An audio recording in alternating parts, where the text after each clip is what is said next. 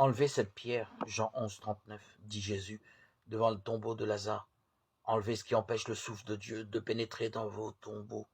Ouvrez ce qui est fermé en vous, déposez vos résistances. Quand Jésus demande qu'on enlève la pierre du tombeau de Lazare, Marthe est affolée. Seigneur, il doit déjà sentir, il y a en effet 4 jours. Jésus s'en moque, il est venu pour entrer là où cela ne sent pas bon, pour ouvrir ce qui est verrouillé, pour guérir ce qui est malade, pour faire revenir à la vie ce qui est mort. Voici, je me tiens à la porte et je frappe. Si quelqu'un entend ma voix et ouvre, j'entrerai chez lui et je prendrai la scène, le repas avec lui, et lui aussi avec moi. Jésus nous remplit de toute sa tendresse, de désir, de liberté. Il nous introduit d'emblée dans un mouvement intérieur. Comme toujours, c'est Dieu qui a l'initiative, c'est le Christ, l'Esprit qui frappe à la porte.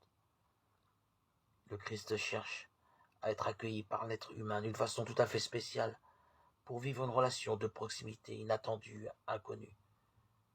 L'Esprit cherche à entrer pour féconder, remettre en ordre, restaurer, unifier.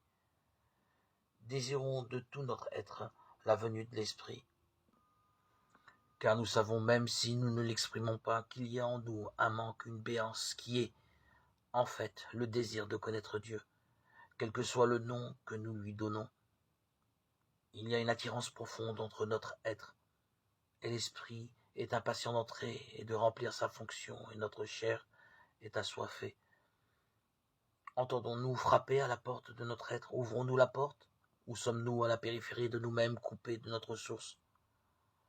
Savons-nous que Dieu habite l'être humain, que celui-ci est ainsi le temple de l'Esprit, et qu'il peut littéralement vivre de la vie de Dieu, en être nourri, irrigué?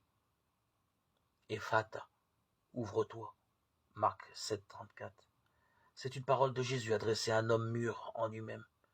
Il n'entend pas, parle difficilement, est complètement replié sur lui-même, sur son mal.